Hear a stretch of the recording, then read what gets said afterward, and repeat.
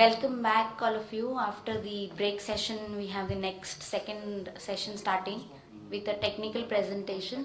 I hope all of you remember the reports part.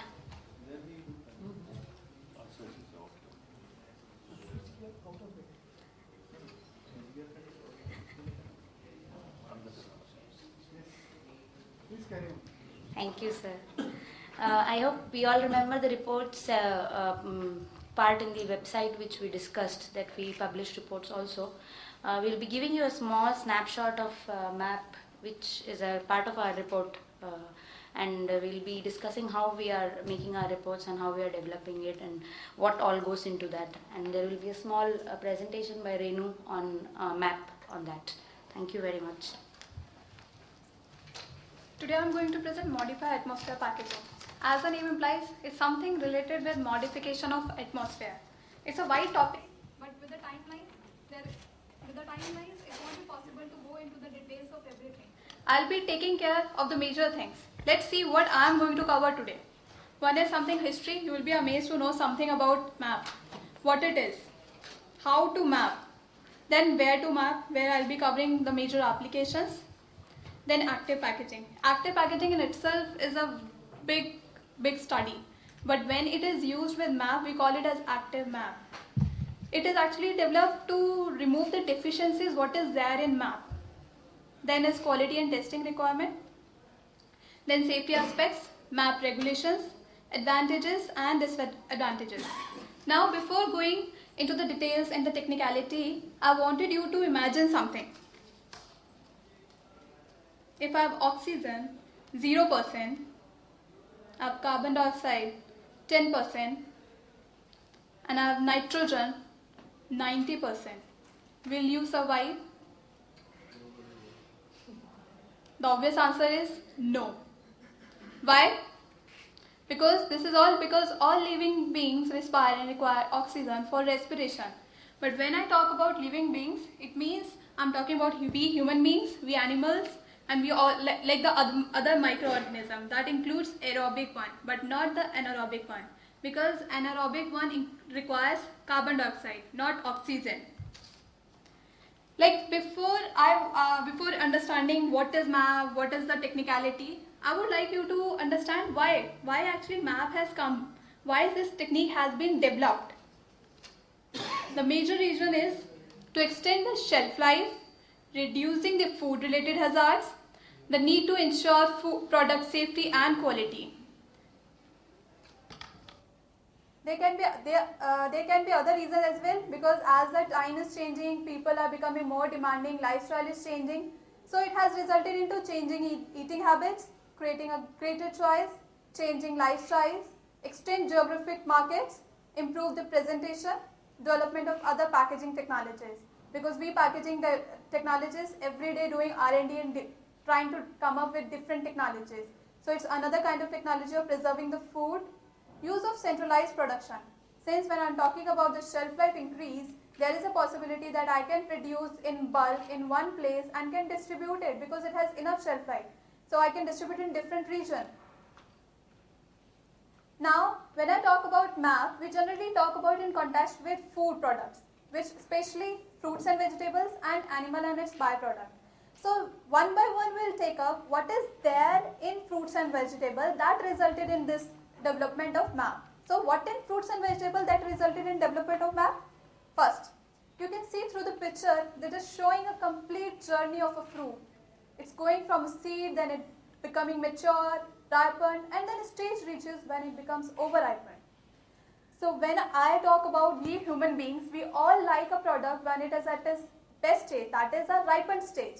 We don't prefer an immature or an over-ripened fruit.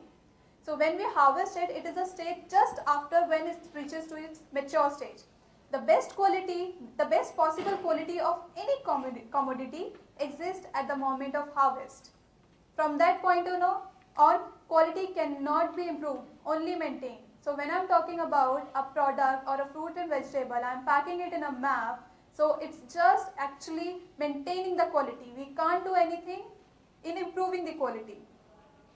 So this is the way how it moves Immature, where there is a high acid content, there is a high starch content, chlorophyll content is high, pectin, which is hard. Pectin is a substance which holds the complete structure, which holds the water, which holds all the minerals and the nutrients, and the large organic acids. When with time, as the maturity goes, different enzymatic reactions happens, and this gets break down into neutral, and then starch convert into sugar, chlorophyll convert into anthocyanin, pectin convert into less pectin, and then large organics convert into aromatic. So this is the stage when I'm getting my fruit at its best stage. It has a very sweet flavor, we all like it.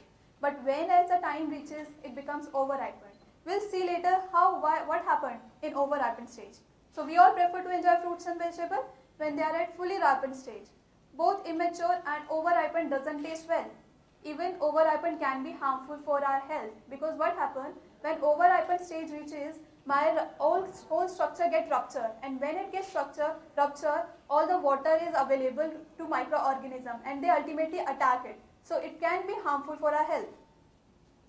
Now MAP will help in first is maintaining the quality, and second is extending the shelf life of fruits and vegetables. Let's see what factors decide the quality of fruits and vegetables once they are harvested. We have divided all the factors into two. One is intrinsic factor, what is happening inside the fruit. And second thing is extrinsic, which is happening surrounding the fruits. We'll take up one by one each factor. First is respiration. When I talk about respiration, including all the living organisms and the microorganisms which are aerobic one. This is simple reaction that is happening. My oxygen is reacting with glucose or a sugar and breaking down it, further generating energy and carbon dioxide. This is something I want to add, because when I talk about packaging technology of a MAP, it is always related with food technology, because this is something always talk about in terms of fruits and vegetable and animal. So I'll be covering a little bit part of the food technology, so you have to understand what is there in MAP.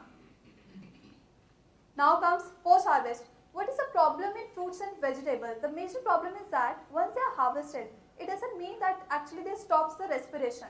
They keep on respiring, they keep on utilizing their own sugar and breaking down further into carbon dioxide and energy. So that is something creating a problem. What happened when actually the stage reaches their maturity, actually proceeds, what happened, they actually breaking down their own structure and they become over-ripened. Their structure gets ruptured, they are actually accessible to all the microorganism attack. So when I talk about in context with MAP, we actually wanted a MAP, actually what they do, they try to control the respiration. First thing is controlling the respiration. Now you can see this graph, how respiration rate and oxygen is connected. As I keep on increasing the oxygen content, the respiration rate in all the fruits and vegetables keep on increasing. But what we are here can see, if in the MAP we completely remove the oxygen, what happened? Aerobic respiration can be prevented, but anaerobic would start. And we wanted, when we talk about in terms of MAP, we wanted that it should be slowed down. It should not be completely eliminated. Here is the effect of carbon dioxide on respiration rate. As you can see in the graph, it is slowing down. But yes, a stage reaches, whether I increase the carbon dioxide content further, the inhibitory effect would be remain the same. Now acidity. Whenever microorganisms, we talk about microorganism, the most pathogenic one is the Clostridium botulinum. We wanted to control the Clostridium botulinum. But the best part is that Clostridium botulinum never grow in acidic media. But yes, it can grow in alkaline or neutral media. Now comes water activity. This is another factor which affects the quality of fruits and vegetables. Water activity. It is the free water, amount of water available to microorganisms. Now this is something very amazing thing when I talk about fruits, that there is two types of water available in every fruit. You know, there is milk, there is spinach. You can easily say, as a layman, everyone can say the milk has more water content and spinach has less. But that's not true. Milk has 80% and spinach has 90%. The difference is spinach has more of bound water and water has more free water. So when I talk about in context of microorganism, we are more concerned of free water, because that is the one which is available for the attack. So water activity is the amount of free water that is available for the attack of microorganism. Same is relative humidity. It is the availability of water in the atmosphere around the food and beverages and every food. Water activity may be the most important factor in controlling spoilage. It It can cause lumping, surface defects, stickiness, and condensation of even small amount of moisture can result in multiplication of bacteria and molds. And when I talk about in fruits and vegetables, generally if bacteria is there, they can grow after 0.91 of water activity. And when I talk about molds, they can grow when the water activity is more than 8. But the most critical point is this: all fruits and vegetables have more than 0.91. That means all fruits and vegetables are prone to attack to bacteria as well as molds. Now, this is a graph clearly shows how what kind of microorganism grows when it goes to neutral and or when the water activity increases. You can see there is a red line.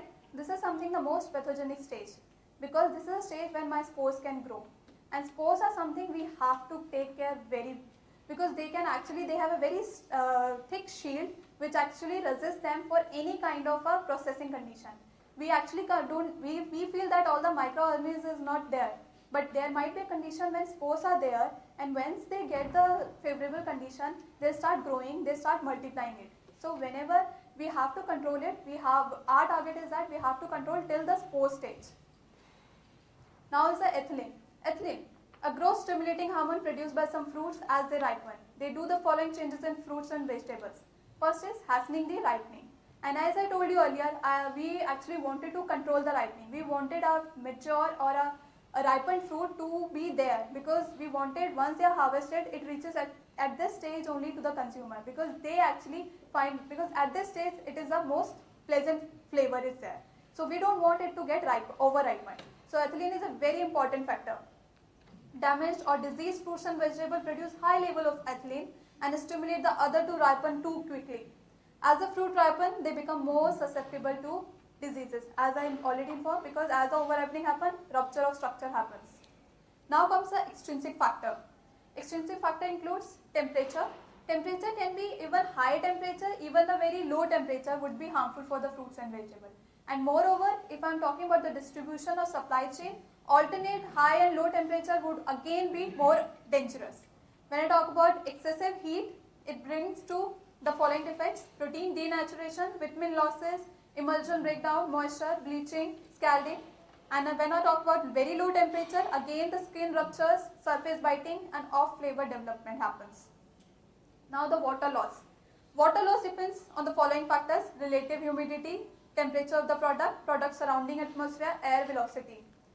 When the water loss happens, fruits and vegetables become shriveled, and ultimately it's going to be a loss to ultimately retailer or the shopkeeper. If we don't control these factors fully, what would happen to our fruits and vegetables? Just have a look. You can easily visualize what happened to our banana, tomato, cucumber, and watermelon. We never wanted to have these kind of fruits and vegetables when they are over-ripened. Let's now hold on this thought. Now we'll talk about animal products. What is happening in animal products? Animal, again I'm dividing into two: intrinsic and extrinsic. In intrinsic, generally it happens in fish, not in meat and poultry. In autolysis is a process where actually fish own enzymes breaking down its tissue structure. And extrinsic is one, oxidation, where actually oxygen is combining with fat of the meat, poultry or fish products and resulting in rancid flavor. And second is microbial spoilage. When I talk about raw dead meat, I'm more concerned of, we generally more concerned of oxygen, like oxidative rancidity, and second thing, microbial growth. Yes, when we talk about poultry, we generally talk about, we have to take care of two bacteria. One is Pseudomonas and Achromobacter. Now, in fishes, as already informed, it happens, there are three things happening. Apart from microorganism growth and oxidative changes, one is autolysis. But yes, MAP has a control on microorganism growth and oxidative reaction, but has a very limited role on autolysis. So, animal and byproducts, to maintain the quality and extend the shelf life of the shelf life factors, oxygen level and microbial attack should be controlled, and MAP has the ability to do both. In dairy products, generally we are more concerned of oxidative reaction, that is rancidity. So, when I talk about history, I told you that you all were going to be amazed. Though we are talking about MAP products, we heard about since last 2-3 decades. But you will be amazed, the technology that is used, it's been used since 18th century. What happened in 18th century, merchant used to put candle inside their barrel, biscuit or barrel. The purpose was as the candle use burning and use the oxygen, what they'll use up all the oxygen around the barrel.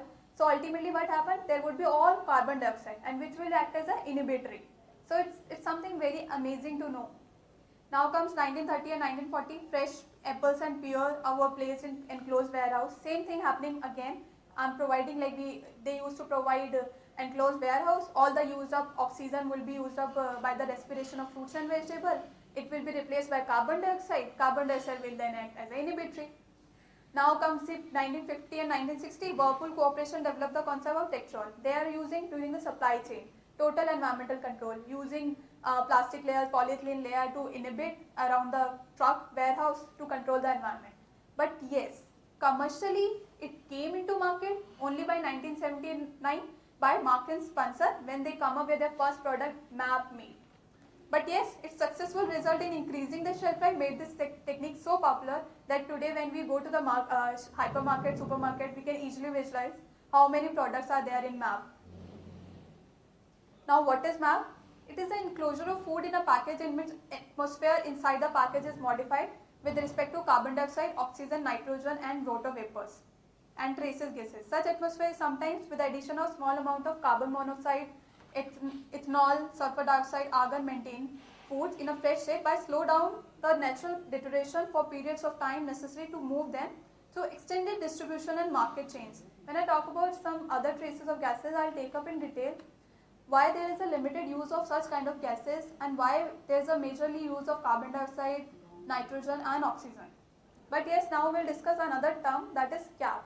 CAP is something moreover is used along with MAP, but yes, I would like to highlight this is, first of all, we'll take up the definition.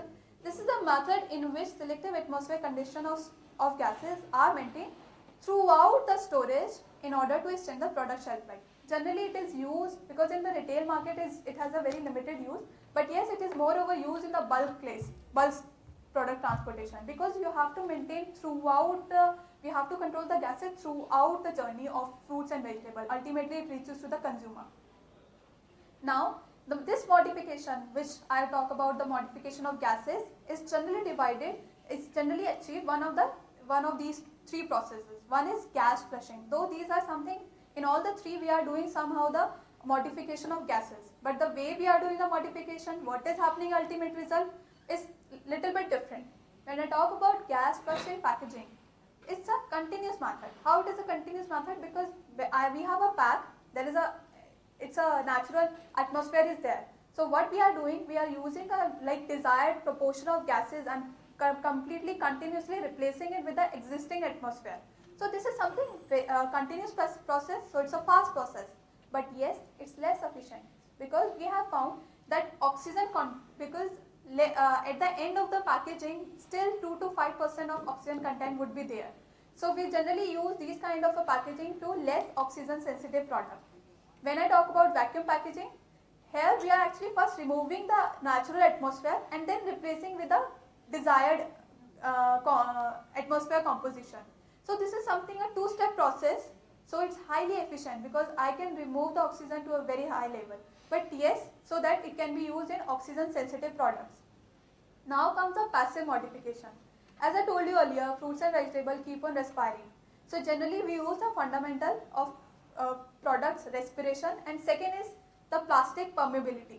So what happened, I wanted a particular composition to reach inside the bag. So I'm using the product, I'll study the product, what is the respiration rate, I'll study the permeability, we'll study the permeability of the package, and then we'll actually put the desired composition of gases inside the bag. So generally this kind of passive modification we use in fruits and vegetables. Now MAP. When we talk about the quality of a product packed in MAP and reaches to the consumer, it is to be of high quality. So there are certain factors that ultimately decide the quality of product. First is we'll take up one by one product. As I told earlier, that MAP is something will help in maintaining the quality. It cannot improve the quality of product. So it is something when we are packing the product inside the pack. So what is the quality of MAP food? First of all, what kind of a pH, how much is the free water available, what is the salt, sugar content, pH, These are the something intrinsic factor. When we talk about biotic factors, these are something like what kind of microflora they have. Like I talk about fish, it's coming out directly from the sea, so it has a very high microflora.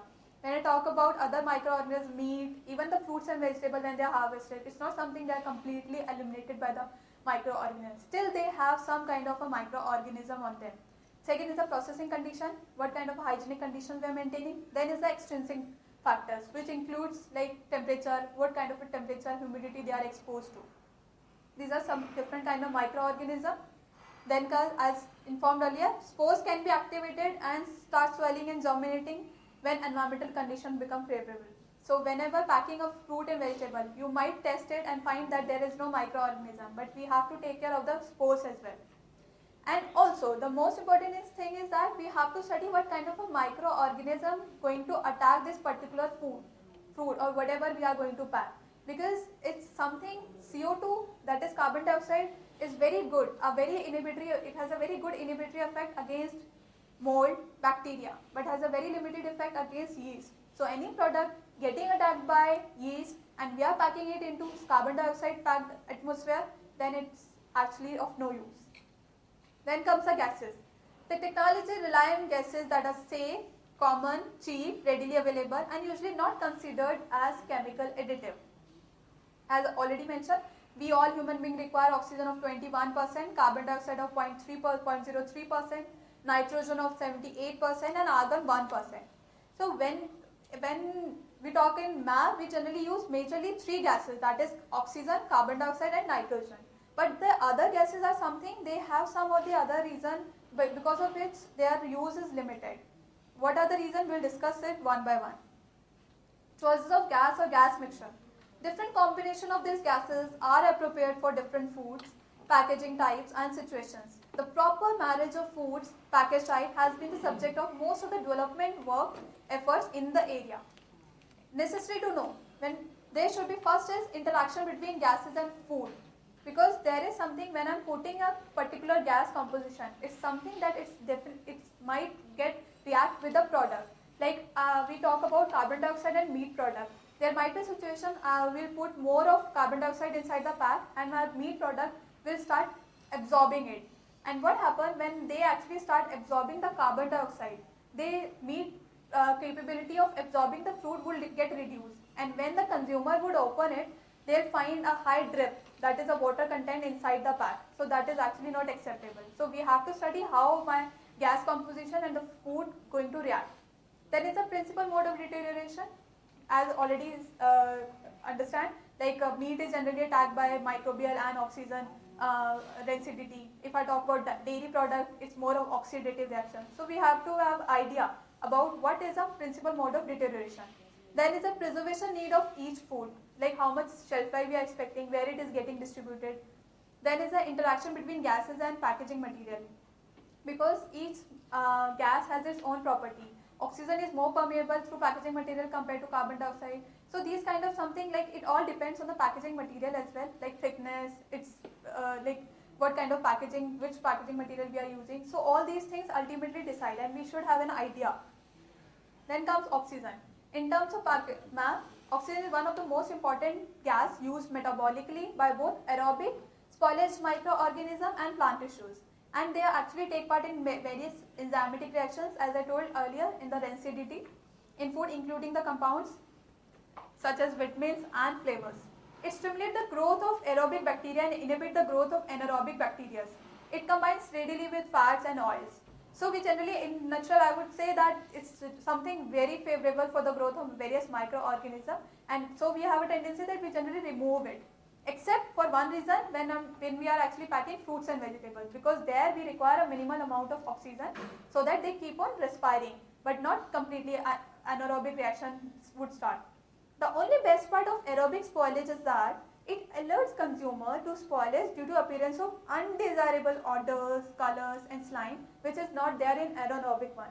So I would say a product that is spoiled by aerobic one is better compared to spoiled by anaerobic, because might be a condition that you won't know that it's actually spoiled and you can have it. And when we talk about carbon dioxide, it is again the most important gas from the microbiological point of view. Its effect is often correlated with pH, water activity, product temperature, and the present microorganism. Concentration greater than 5% and like up to 25% will actually remove most of the microorganism. It can slow the loss of chlorophyll, which is the green color of fruits and vegetables, though the inhibitory effect varies with type of microorganism. As I told earlier, that yeast, its effect against yeast is less compared to mold and bacteria. Absorption by product and package, like meat can absorb, if I provide high percentage of carbon dioxide, so meat can absorb the carbon dioxide and ultimately the product might be like the package would get collapsed. And the last one is temperature. As we reduce the temperature, inhibitory effect of carbon dioxide increases. You can see how it actually the lag phase increases. Now comes the nitrogen. Nitrogen as such doesn't provide any inhibitory effect. It is a completely inert gas which has low solubility both in water and in lipids. It is majorly used as filler gas. When I actually doesn't want a particular gas, particular proportion of gases, I just wanted to remove it, so we can replace it with nitrogen. When it comes to carbon monoxide, as I told earlier, there are three important gases: oxygen, nitrogen and carbon dioxide.